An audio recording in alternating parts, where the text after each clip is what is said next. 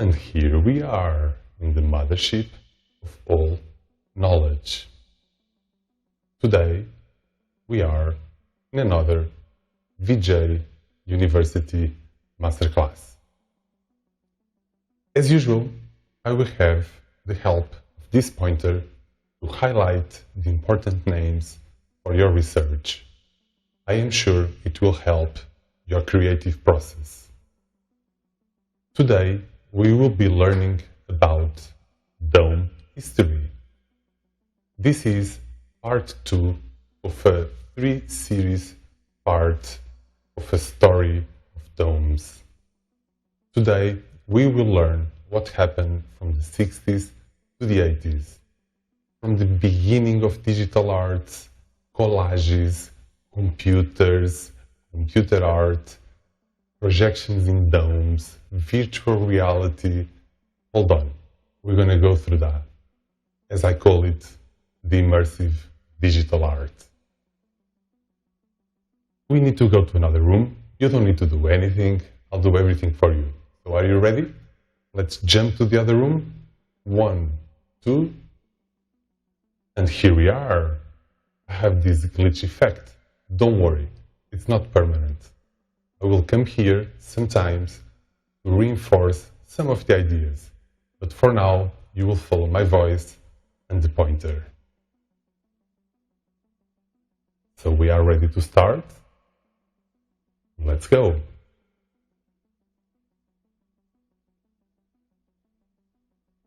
(1965) Stan Vanderbeek, the movie drone. This is a very important name in the world of digital arts.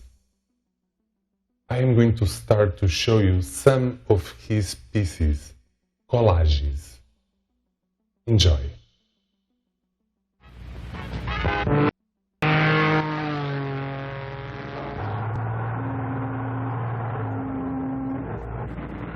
As you can tell, these are collages on film done in 1965, telling a story.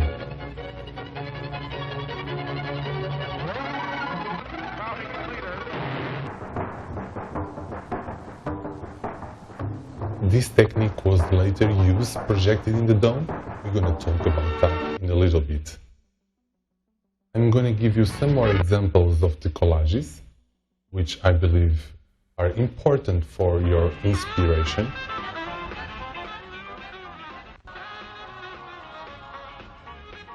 You can easily imagine how long this took that many years ago and how easy it is to do today.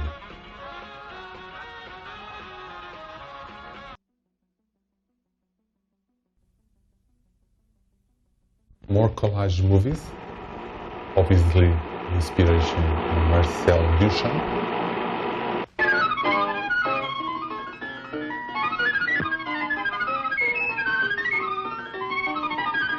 Science fiction, humor.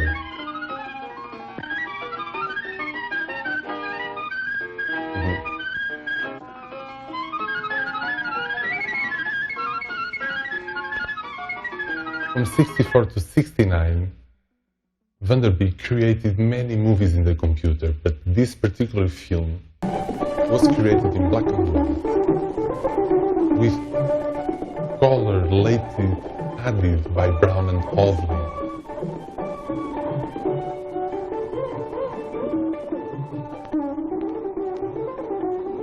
As you can tell, a lot of experimental video art with a few computer graphics.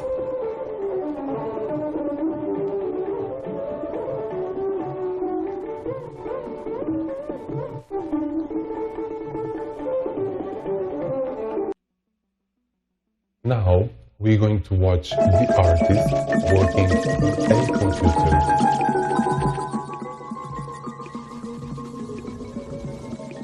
These are the final results. On the right and on the left, it's the artist working on a computer, IBM computer.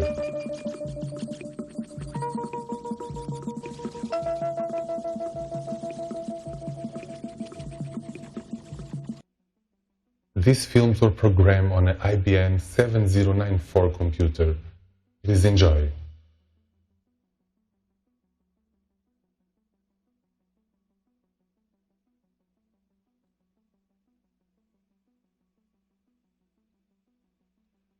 Digital art. Created in a computer in 1965. Stan van der Beek.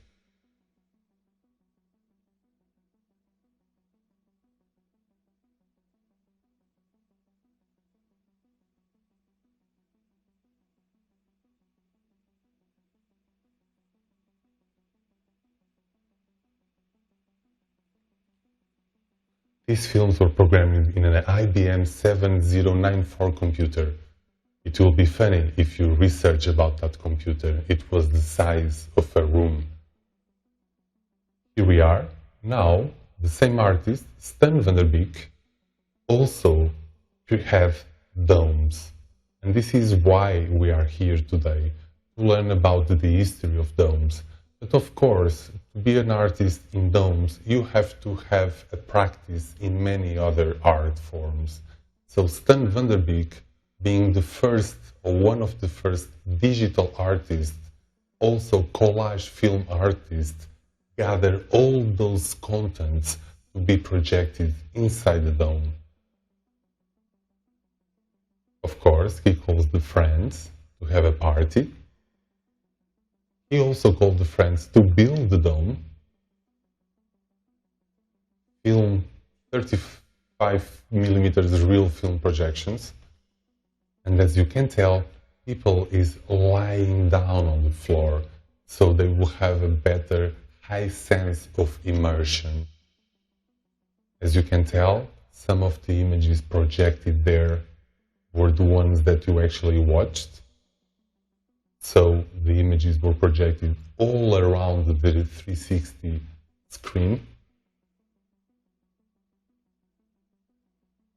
They used multiple projectors. They had a great number of random images, sequences and continuities, with the result that none of the performances were alike, just like a VJ. So you really feel that so many years ago, people were already working on a live performance vibe, you know? Just like a VJ live performance. This is a better image. They were using 16mm slide projectors, turntables on computer-generated animations like the one we saw before, collage films like the ones we just watched, found footage, appropriated advertisement, and audio from a quadraphonic sound system. So this is really interesting that they were already spatializing the audio. So we're going to see the artist a bit more. That you can take a program that an artist, or in many ways, just a visual thinker, can come to with a little pen on the computer, filming frame by frame. For whatever that kind of nonsensical reason is to show you, that it's really literally that responsive to you. Now we can take this image, rotate it by other systems and in other ways. I'm going to skip the video a little bit so you can see the final results. So, after all these computer-generated images were put together in film, he animated them and made these spectacular effects. Remember, this was 1965. Stan van der Beek's legacy lives until today. You can see his video art work in museums around the world. There is a foundation to keep the original materials well conserved. So, if you imagine a video art being alive today, almost 70 years later, I think it's tremendous. Keeping on, the 60s. The laser dome in the Science Center. The Boeing Spacarium is a dome designed by Buckminster Fuller. If you are into structures, you should research this name, Buckminster Fuller. He created, or one of the persons who developed this geodesic structure made of triangles. In 1962. There's a little video of a geodesic research. Buckminster Fuller was an architect, systems theory author, designer, inventor, and futurist. The geodesic dome, he made it very popular. So, if you are into structures, I highly advise you to research into the life of Buckminster Fuller. It will help you to understand the legacy where we are today.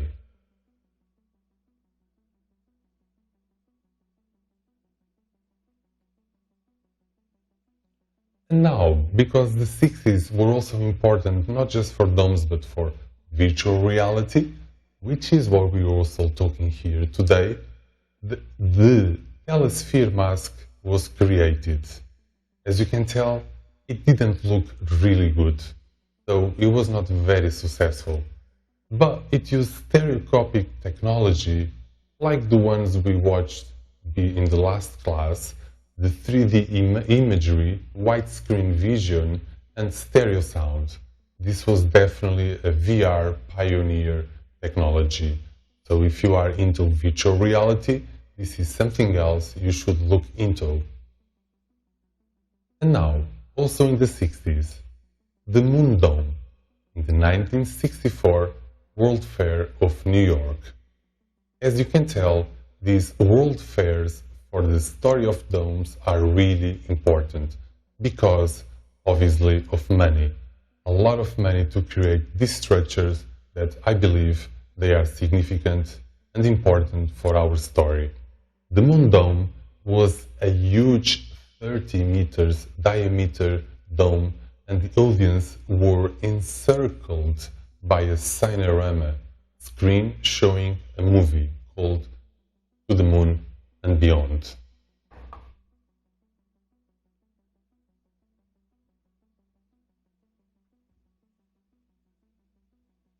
In 1964, as you can tell, this is probably one of the first experiences where they call it the Cinerama 360 degrees process. So yes, a massive structure with a cinerama inside in the 60s. Also in 1968, massive development in the world of virtual reality, it's also important to mention. The Sword of Damocles. They were primitive and heavy. They made you look really stupid, and they were hanged from the ceiling. And it had a Greek name, so obviously it wasn't really successful. And now, I would like to show you about the Omnimax that I am sure everyone has heard about. This one here, the IMAX, right? I'm sure you have few IMAX around the world. And the IMAX and the Omnimax is a very similar thing and probably the same. Check it out. I have a little explanation for you. The Omnimax has only one dome, one projector in one dome with a massive fisheye lens, and the audience is here, and those are the wide field of view of the audience. So as you can tell, the peripheral vision, it's really important. So you can see the peripheral vision here and here. It's almost like a dome, very, very similar. Obviously, that's for sound, and almost like a dome. So these were the really first immersive projection created technology to project in domes. In 1973, it had a fisheye lens projection system optimized to project an image onto a dome instead of a flat screen. So this was a major advancement on the popularization of domes. As you can tell, this is an example of the IMAX movie.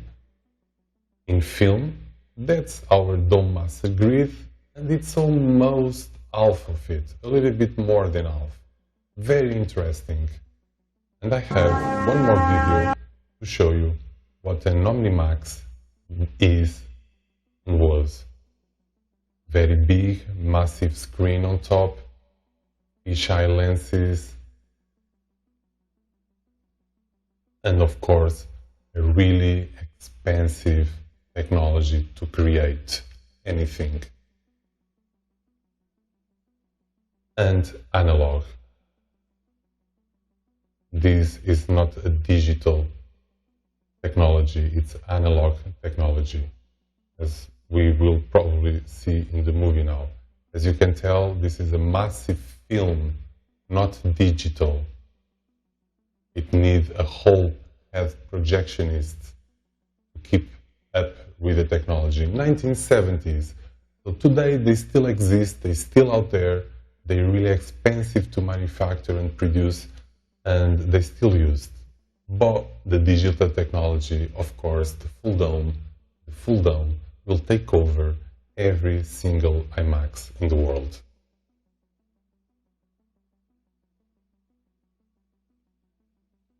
Moving on to the 1970s, the ambisonic. Ambisonics, it's a full sphere surround sound technique. If you imagine a full sphere, it has sound all over you. Up, down, left, right, front, back. Just like this very funny dog in the image. Ambisonics was developed in the UK by Michael Gerson, and we will talk more about ambisonics in the lecture of spatial audio. But it's important to point out that the full dome is complete with a surround sound. We will have a specific lecture on this in VJ University that you can attend, and I am sure you will enjoy it. And to point out, the ambisonics is a technology that is still widely used today, created in the 1970s. Also in the 70s, another expo, like I mentioned today, very important milestones happen in the world of domes in these expos. This particular one was in Osaka, and a few domes were really special to the world of full dome. The first one was the German pavilion. Please, another name for your research, Stauhausen. If you are into music concrète, experimental music, this is a very important name to research. Karl-Heinz Stauhausen. In the 70s, he had the German pavilion, who basically it was his own pavilion, and he had a piece inside called Music of the Spheres, with a speaker line spherical building like a dome, spherical building like a dome, where Stauhausen could literally send shortwave sounds spiraling around the room, like we're going to see in the image. This is a very young Stauhausen. These are the speakers in this dome, and this is the audience. And he could send shortwave sounds spiraling around the room, like all around the room.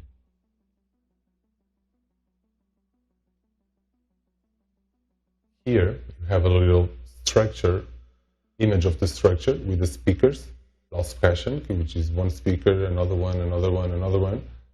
And this installation was 100% sound. A beautiful speaker line spherical building. So, if you are into experimental music and you want to research this name, you will find amazing inspiration. And also, in the same Expo 70 Osaka, 15 million people are estimated to have visited the Midori-kai during the 6-month run of the Expo, with the Astrorama. an amazing structure, also geodesic, of a different frequency. And this is a real photo.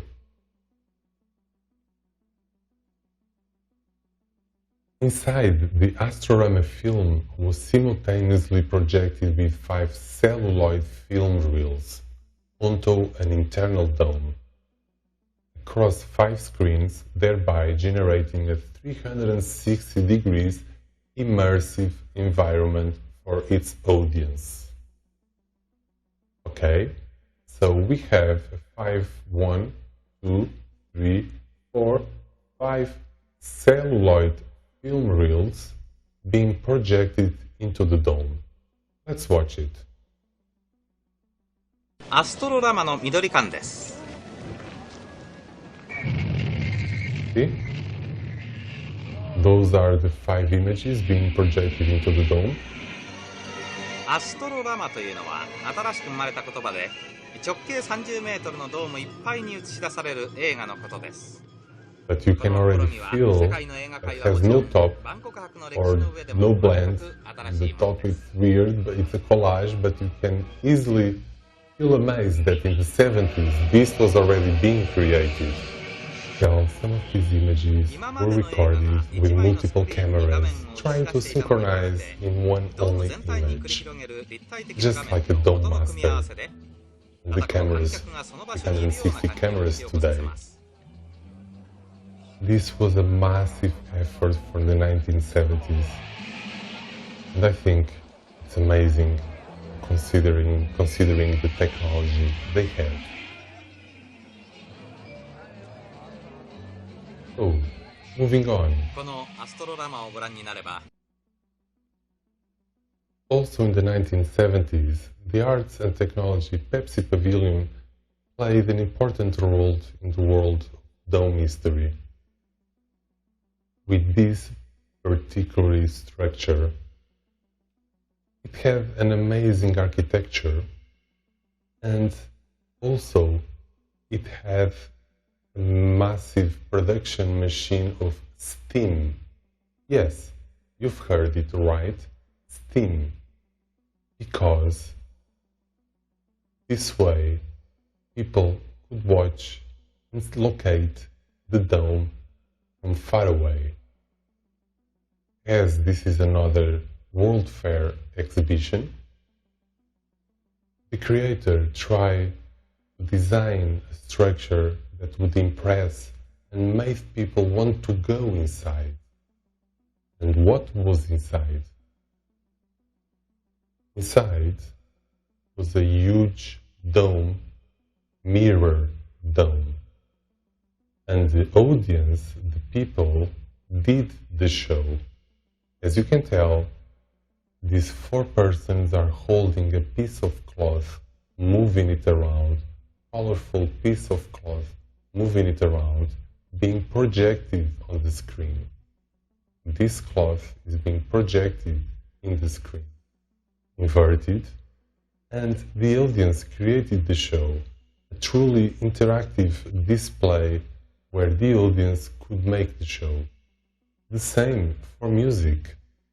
You can tell that this is a whole orchestra here and being projected in the ceiling, the dome mirror ceiling.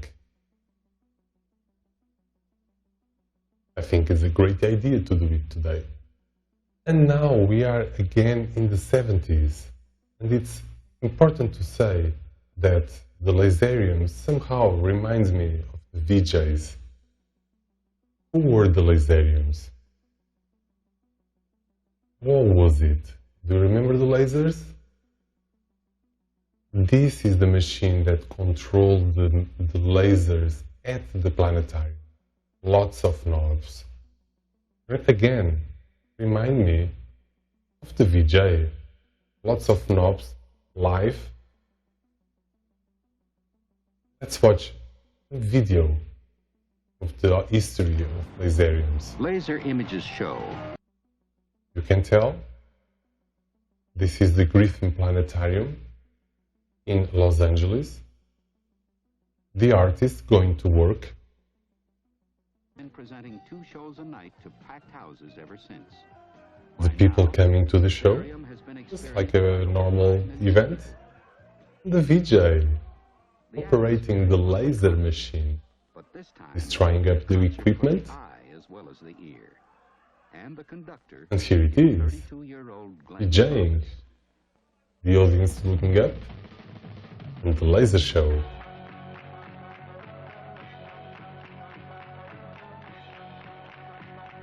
As you can tell, there's a lot of similarities in the world of laserium performances and the VJ performances today. This image of people looking up and VJing, this is when you know you are already in dome business. Some spectacular imagery created with lasers projecting into the dome.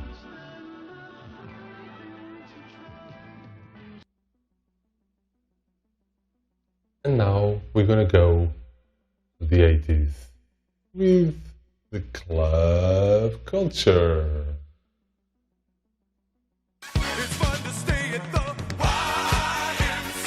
The Saint in New York was an amazing club. It was a club that had a DJ with a telephone to mix 3 records. Yes, this was in New York, the most advanced club of its era. The Saint, it had these magic lights in the ceiling. It contained 1,500 lights, and its centerpiece was a rotating dual speed space system hemisphere star projector, just like the one here, 10 times brighter than those used in planetariums. So this company, Spitz, created a hemisphere star projector 10 times brighter than those used in planetariums for club. Lots of people, big audience, and it was the most advanced club of its era, the Saint. It was technically and creatively one of the best dance clubs of its era, inside a dome. Let's watch some pictures. As you can tell, a massive audience around here, the centerpiece hemisphere projector, lots of lights, big DJs and dancing all night. The 80s club culture, it's on, and for the dome history, it plays a big role.